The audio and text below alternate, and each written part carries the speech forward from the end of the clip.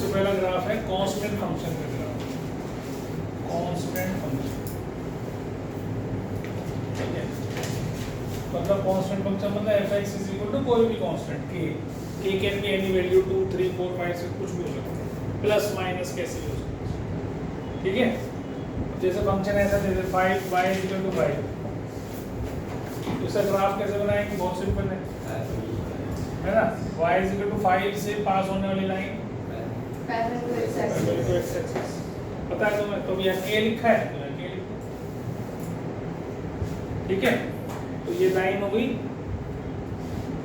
तो इसलिए कांस्टेंट है क्योंकि इसमें x नहीं पड़ रहा है, x कुछ भी डालोगे यू विल गेट k, 1 डाल दो तो भी k, 2 डाल दो तो भी k, 3 डाल दो तो भी k। अब इसकी डोमेन क्या होगी, व्हाट इज द डोमेन, सारे रियल, तो डोमेन होगी सारे रियल नंबर्स, क्योंकि कुछ भी डाल सकता हूँ।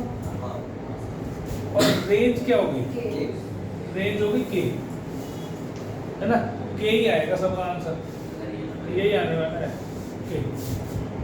1 डालूंगा तो भी k, 2 डालूंगा तो भी k। रेंज क्या होती है, जो वैल्यू डालते हैं उससे जो रिजल्ट मिलता है आउटपुट, तो output will always be k, तो इसलिए इसकी रेंज क्या होगी। तो ये तो पहला ग्राफ लिख लो, बना लो फटाफट। फिर दूसरा ग्राफ आता है हमारा, इसको बोलते हैं identity function.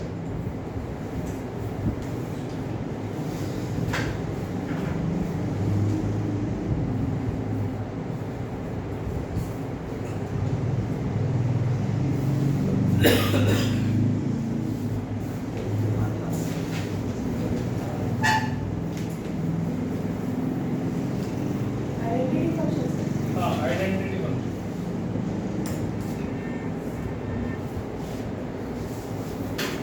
f(x) is equal to x, मतलब फंक्शन है f(x) is equal to x, इसको हम बोलते हैं आइडेंटिटी,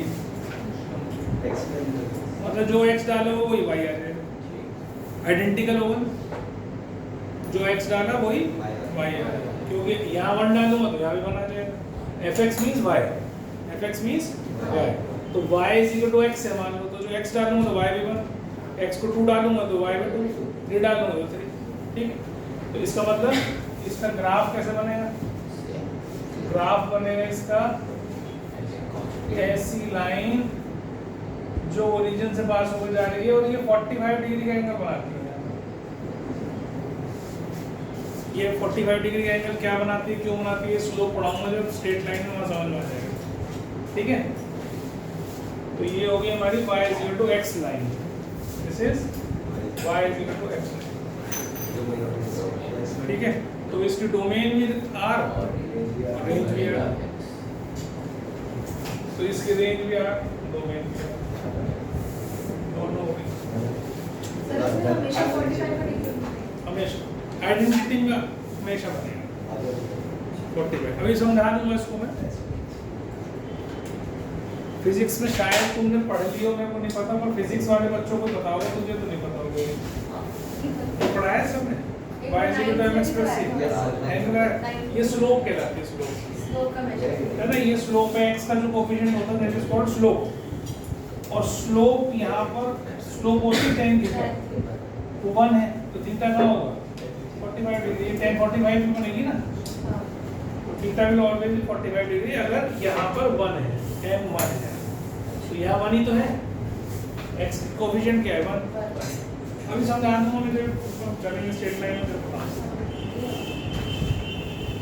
ठीक है। ये होगी हमारी सेकंड फंक्शन, उतार लिया ना, बताओ थर्ड नहीं,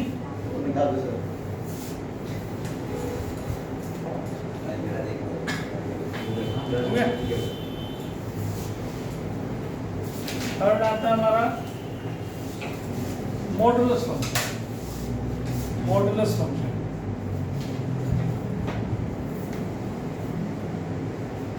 मॉडुलस फंक्शन f(x) होता है, ऐसे लिखते हैं, दिस इज मॉडुलस फंक्शन। उतारो मत अभी, पहले समझना है, फिर उतारना जब मैं बोलता हूँ, तो जब मैं कंप्लीट कर लिया तो उतारना। इसकी डेफिनेशन होती है ये पॉजिटिव होगा अगर x ग्रेटर देन 0 है, equals to 0, this will be value will be positive, ठीक है। अगर पॉजिटिव वैल्यू डालूंगा अंदर तो पॉजिटिव आएगा, अगर नेगेटिव आएगा ये, अगर मैं लेस देन 0 होगा, माइनस होगा अगर x इज लेस देन 0। ठीक है, तो ये इसकी डेफिनेशन याद रखोगे। अब कुछ भी तुमसे कहे वो, मान लो कहें कि x -1 का मॉडुलस, तो कैसे लिखोगे? ये इसकी वैल्यू पॉजिटिव होगी अगर x -1 greater than equal to 0, और ये नेगेटिव होगी अगर x -1 less than 0। Equal to का साइन ग्रेटर देन के साथ आएगा, लेसर देन के साथ नहीं आएगा। ठीक है, तो ऐसे याद रखना, मतलब एक से बड़ी वैल्यू के लिए ऐसा और एक से छोटी वैल्यू के लिए ऐसा। कुछ भी कोई भी मॉडुलस फंक्शन आए तो उसको ऐसे ही ब्रेक डाउन करना है। समझ में आ गई बात? तो अब इसका फंक्शन का ग्राफ कैसे बनेगा, और इसका डोमेन रेंज क्या होगी? डोमेन तो आर होगी, और अभी हम पहले इसका ग्राफ बनाते हैं।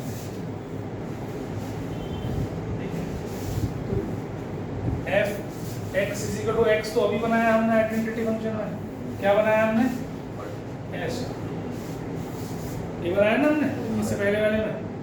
बस इसमें ध्यान रखना ये y है, मतलब y पॉजिटिव ही होगा, नेगेटिव नहीं होगा, क्योंकि मॉडुलस में डालते हो तो इसका मतलब है y हमेशा ऊपर हो, इसकी लाइन नीचे नहीं जाएगी, ये नेगेटिव यहाँ नहीं जाएगी, ऊपर ऊपर ही रहेगी। और अगर मैं लिखा लूँ y is equal to -x तो ऐसे जाएगी। मतलब इसकी समझ लो, अगर मैं इसके सामने मिरर खड़ा कर दूं तो मिरर जो इसकी इमेज बनेगी वो ऐसी बनेगी। ये लाइन है y is equal to -x की, और ये लाइन है y is equal to x की। समझ में आ गई? ये आइडेंटिटी फंक्शन कहलाता है, ये नहीं कहलाता। ठीक, अभी जो आगे पढ़ोगे तो पता चल जाएगा तुम्हें कि ये वाला एंगल 45 डिग्री बन रहा है और ये पूरा एंगल 135 डिग्री बन रहा है। ठीक है, आपको एंगल नहीं पता क्या है, आपने सिर्फ ये लाइन डालनी है। मतलब ये भी 45 डिग्री पे खड़ा हुआ है, यहाँ भी इधर भी, और इधर वाला भी 45 पे खड़ा है, इसके हिसाब से, इसके हिसाब से ये 45 ये 45। ठीक, तो ये मॉडुलस फंक्शन है ग्राफ।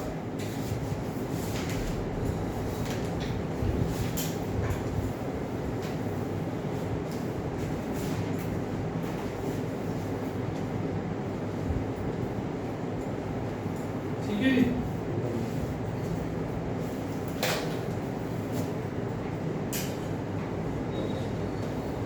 डोमेन हो इसकी सारे रियल नंबर्स, रेंज हो गए पॉजिटिव रियल नंबर्स, मतलब 0 से इनफिनिटी, 0 हो सकता है। ठीक है, 0 का क्लोज्ड इंटरवल, इसकी रेंज लिखना चाहो तो डोमेन तो हो गया R, और रेंज हो गई इसकी 0 से इनफिनिटी, ये क्लोज्ड ही होता है, ये इसकी रेंज हो गई।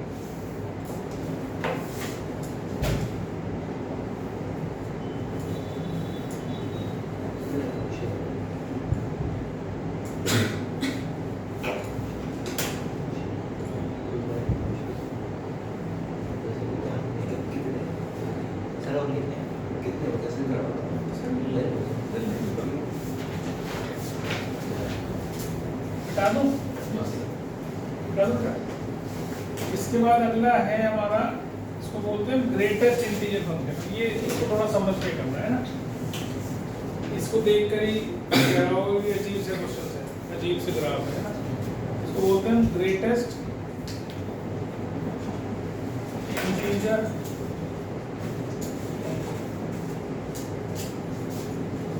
इसको हम ऐसे लिखते हैं स्क्वायर ब्रैकेट्स में। इसका जो रिप्रेजेंटेशन है वो स्क्वायर ब्रैकेट्स में, इसके अंदर जो भी वैल्यू डालोगे वो इंटीजर बन जाता है। कैसे बनता है, कितना क्या बनता है, ये भी बताता हूँ। अगर इसके अंदर कोई इंटीजर ही डाल दिया मैंने तो इंटीजर ही, इंटीजर कौन से होते हैं? 1 2 3 4 5 6 आगे तक 0, इधर -1 -2 -3 सारे इंटीजर्स हैं जो नंबर लाइन पे हम डालते हैं, दैट इज कॉल्ड इंटीजर। अब इसके अंदर अगर मैं डेसिमल में वैल्यू डालूं, सपोज करो मैं डालूं 5.6, इसका आंसर आएगा 5। ठीक, अब मैं इसमें डालूं 5.9 तो इसका आंसर भी 5।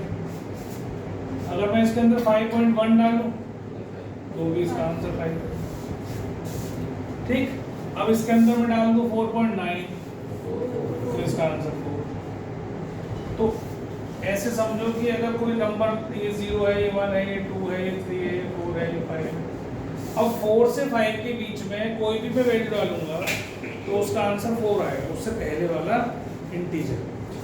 जैसे मैंने डाली यहाँ पर 4.2, इससे पहले वाला इंटीजर हमें लेफ्ट की तरफ मूव करना है, ठीक है। अगर मैंने डाली 5.2 तो यहाँ पहले वाला इंटीजर 5, ठीक। अगर मैंने डाली यहाँ पर 0.5 तो उसका आंसर 0।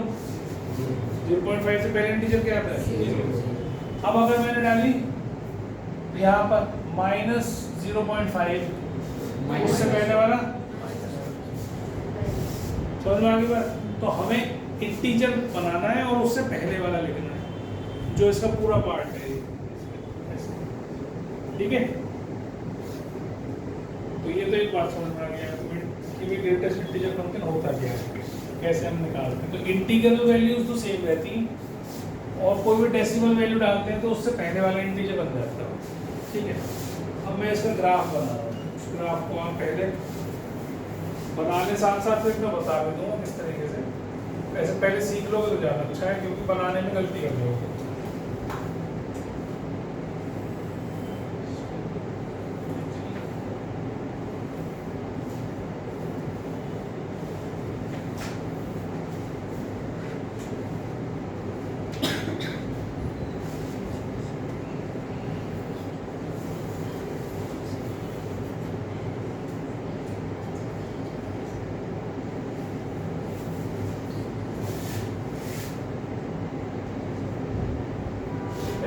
कितने बना लो? अब देखो इसका मतलब क्या है, जितनी भी ये तो होता है एक्स एक्सिस, ये होता है जो भी वैल्यू मैं 0 से 1 के बीच की डालूंगा उसका आंसर क्या आएगा? 0 है ना। तो ये तो y की वैल्यू निकलती है ना, मैं जो भी डाली यहाँ पर। अगर मैं y इसमें x को डाल रहा हूँ 0.5 तो उसका आंसर क्या है? 0। अगर मैं इसमें डाल रहा हूँ 0.9 तो भी 0। तो इसका मतलब y तो ऐसे मेजर करते हैं ऊपर, तो ये y x एक्सिस पर y इज ऑलवेज 0, ये आपने 10th क्लास में पढ़ा हुआ है। y एक्सिस पर x 0 और x एक्सिस पर y 0। तो y 0 की मतलब यहाँ पर लाइन बनेगी y 0। अब अगर मैं उसके अंदर 1 डाल दूँ, जो कि मैंने यहाँ रखा है, अगर 1 डाल दूँ तो उसका आंसर क्या आ जाएगा? 1 ही आ जाएगा, क्योंकि यहाँ तक मैंने इससे लिया है। अगर मैं 1 डालता हूँ इसके अंदर तो y कितना होगा? 1। तो यहाँ से शुरू करा हमने, यहाँ वाले में 1 को मैंने ब्लैंक सर्कल बनाया है। ब्लैंक सर्कल मतलब 1 नहीं डाला, इंक्लूड नहीं करा उसको।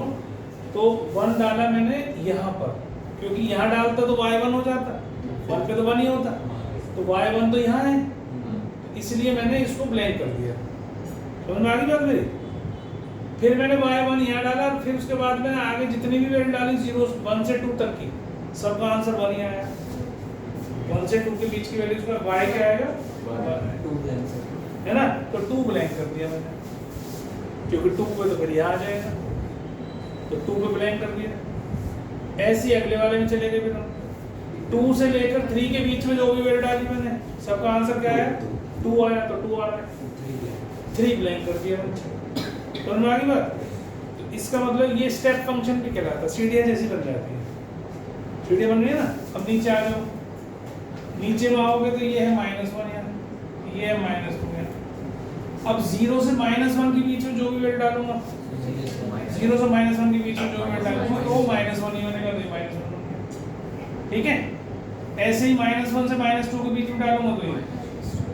अब यहाँ 0 नहीं डाल सकता, इसलिए ये ब्लैंक करा है, 0 आ गया, क्योंकि 0 पे तो 0 ही है, तो इसलिए ये ब्लैंक कर दिया।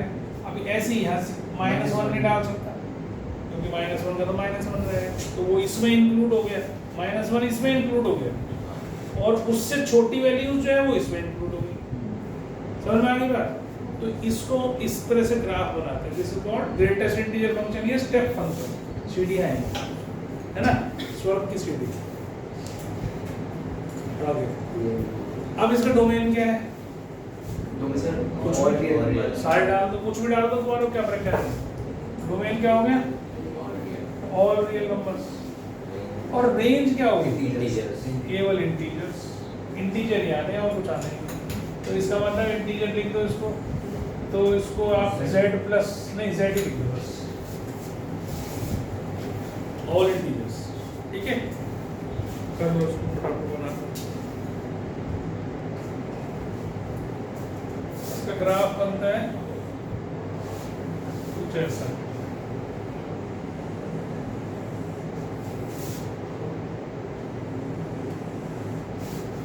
ठीक है, ये ग्राफ बनता है इसका। पॉजिटिव वैल्यू डालोगे तो ये आता है, नेगेटिव डालोगे तो ये आता है। इसका आसान तरीका क्या है, एक टेबल बना लो, तो कुछ x की वैल्यू डाल दो उसमें पॉजिटिव और कुछ डाल दो नेगेटिव वैल्यू, उनको पॉइंट में डालो, तो सारे सारे ग्राफ बन जाएगा। याद रखना। अब इसकी रेसिप्रोकल फंक्शन होता क्या है, 1/x this is called reciprocal. ठीक है, अब इसकी डोमेन क्या होगी? क्या होगी? जीरो छोड़ के साथ। जीरो छोड़ के साथ है, रियल नंबर माइनस जीरो। और रेंज क्या होगी? ये भी जीरो छोड़ के साथ है, क्योंकि y is equal to 1/x लिखोगे तो x क्या होगा? 1/y। तो y तो नीचे जा रहा है, तो इसको छोड़ना है, बाकी कुछ भी आ जाए। इसको अगर मैं जीरो डाल देता हूँ तो इसको क्रॉस मल्टीप्लाई करता हूँ तो जीरो बराबर 1 आ जाएगा। इसका मतलब y is equal to zero की कोई प्री इमेज नहीं होगी, है ना? समझ में आ रही? तो इसके डोमेन और रेंज रेसिप्रोकल।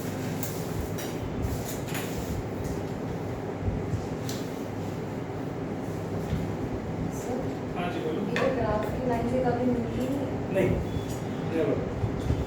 मिलेंगी नहीं, क्योंकि यहाँ पर बड़ी वैल्यू डालेगी तो इन्फिनिटी कितनी बड़ी डालेगी, डालती जाएगी, पास आती जाएगी, लेकिन मिलेगी नहीं। ठीक है, तो बड़ी क्लास में आ जाओगे ना तुम, और अगर मैथ पढ़ा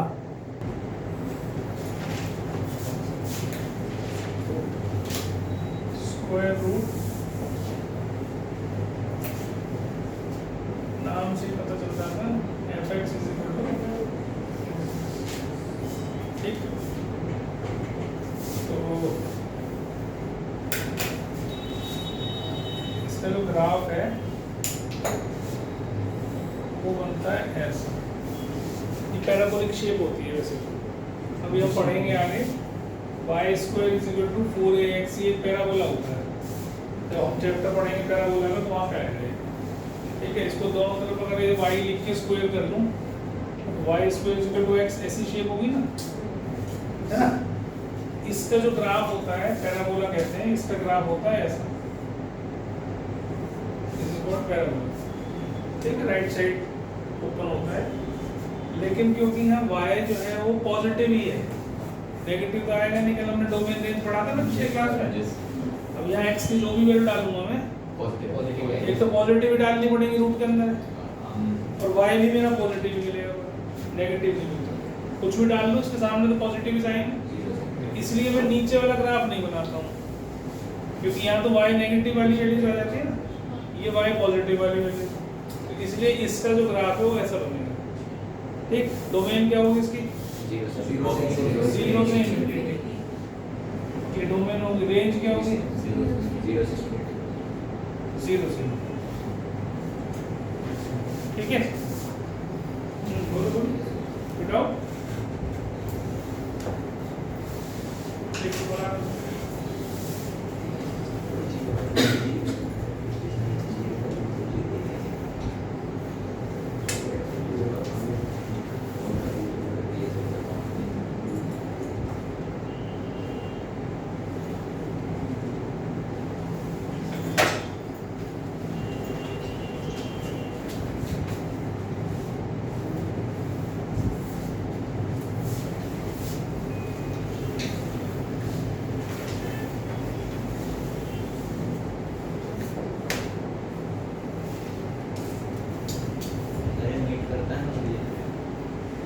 जीरो मीट करेगा, वहीं से तो टच हो गया, उसको वर्टेक्स बोलते हैं। यहाँ बनाया था ना, ये जाता है ऐसे ऐसे जाता है, टच करता है। इस पॉइंट को जहाँ से वो कर रहा है इसको हम बोलते हैं वर्टेक्स, पैराबोला। हम आगे पढ़ेंगे तो समझ में आ जाएगा, मेरी याद करने की जरूरत नहीं रहेगी, ऐसे समझ में आ जाएगा। हो गया भाई? Yes sir. अब एक करते हैं हम square function. Square function f(x) = x², ठीक है।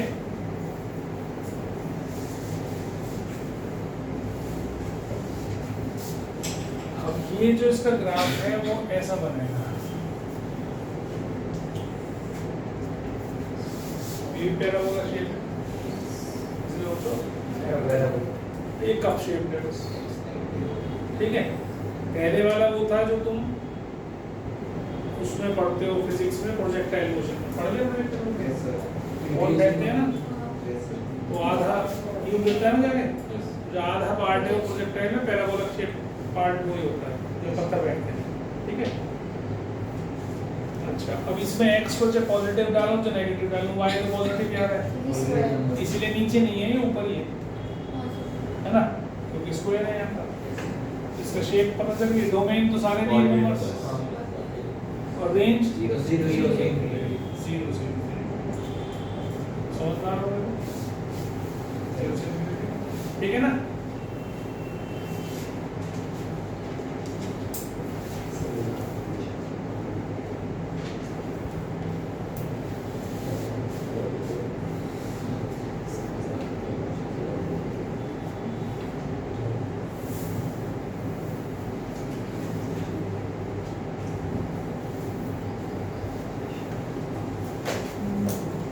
ये करवाया था उसको, ग्राफ इंट्यूशन कराया है छुट्टी पे था।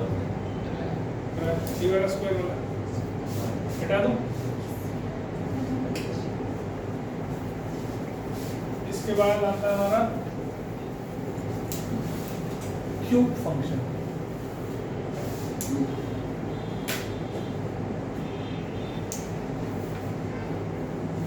f(x) = x²।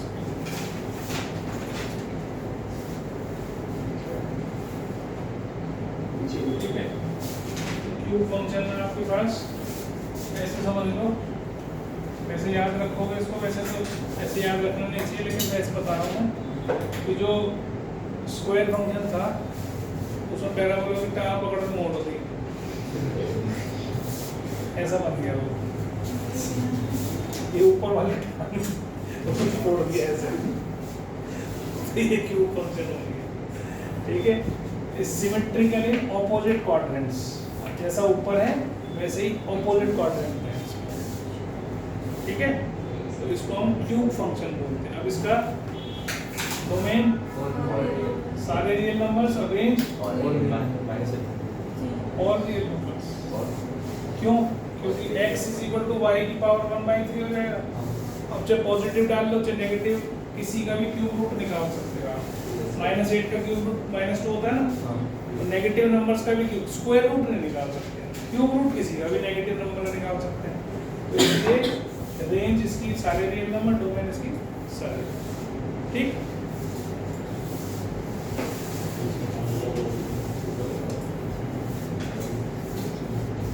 एक फंक्शन और बचता है क्यूब रूट फंक्शन।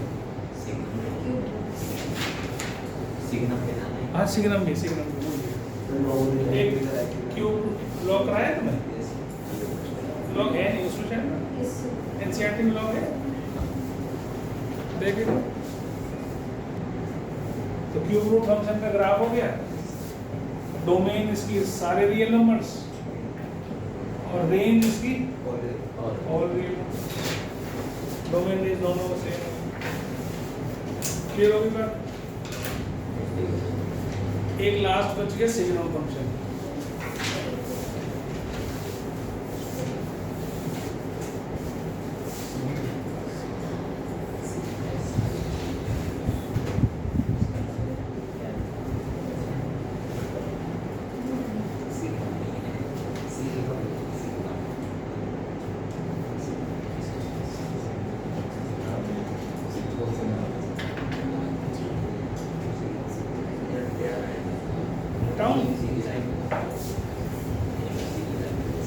अगला आता है हमने सिग्नम नहीं सिग्नम फंक्शन, तो सिग्नम बना दो इसको। याद रखने हो रहा है, याद रखने का सही तरीका। हाँ याद रखने का तो ठीक है, लेकिन तुम वहाँ लिख के भी सिंह हम ही आओगे। मैडम कहेगी कौन सा फंक्शन बनाया बेटा।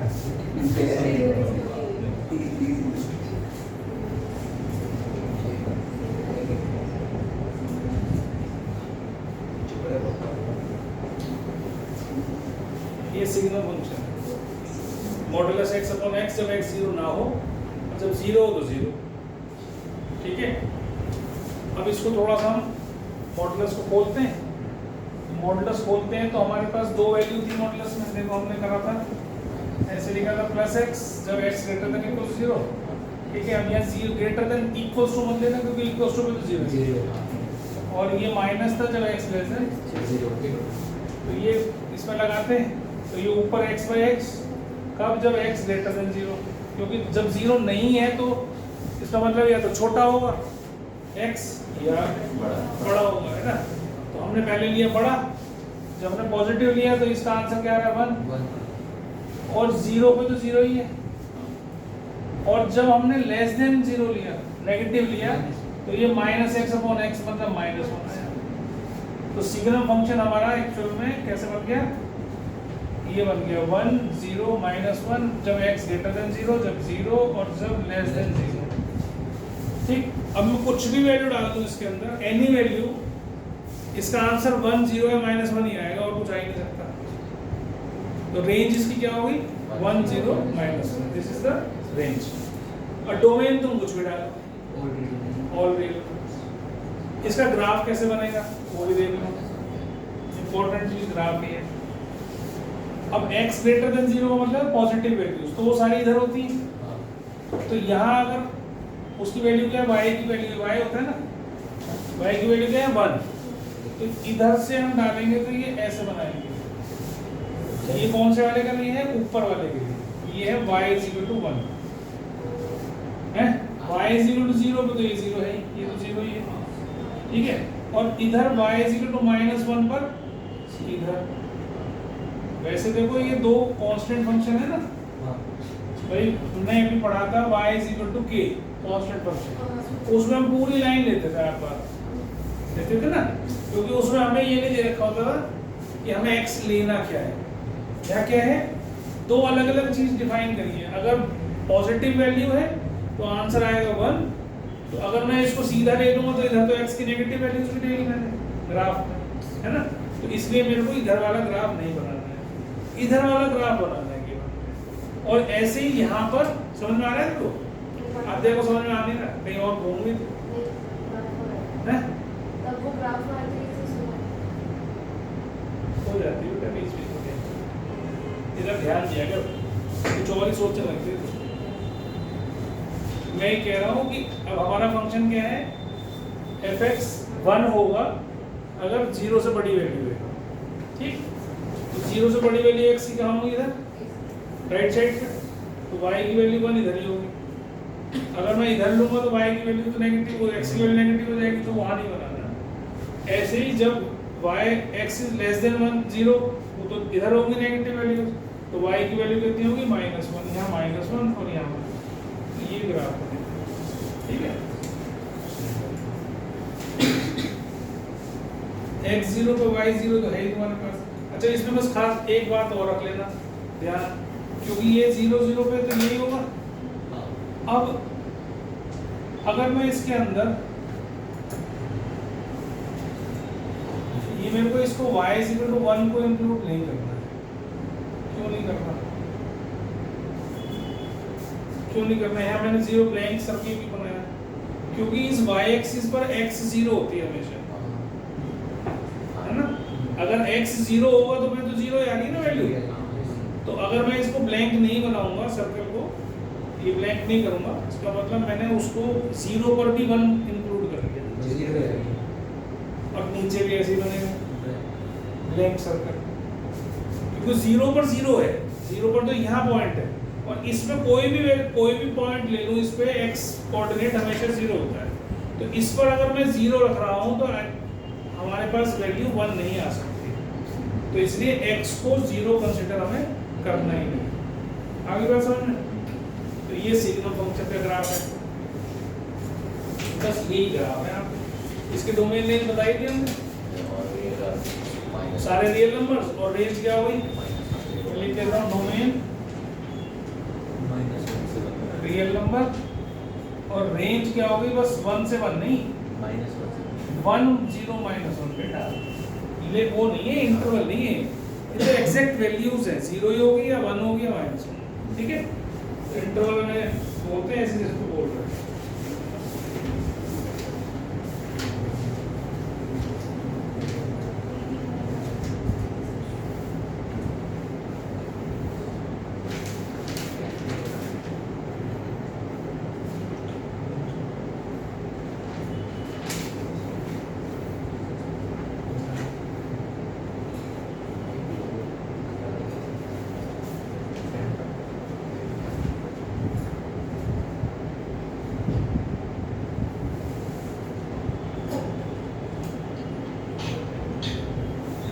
जैसे ये फंक्शन दे दिया होता है इन्होंने, सिग्नल फंक्शन के लिए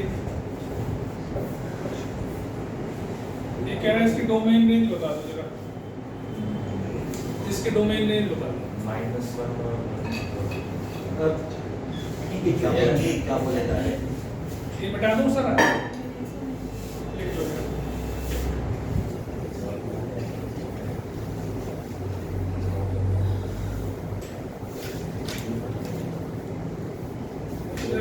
उसने सही बोला था बेटा,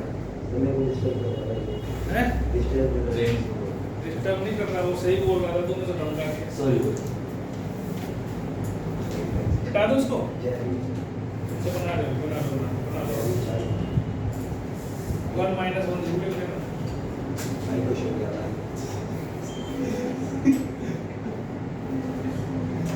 ठीक है?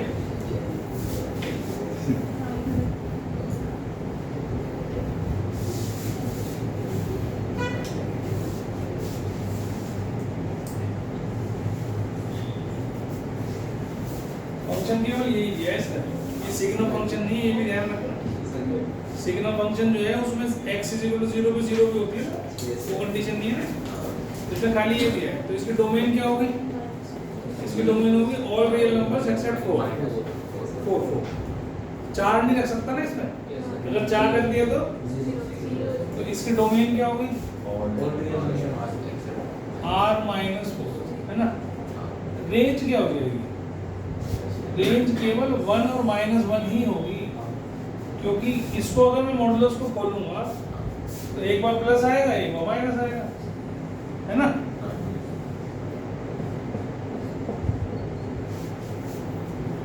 बस काम खत्म। तो इसकी रेंज क्या होगी? 1 और -1, इससे काट सकते हैं ना।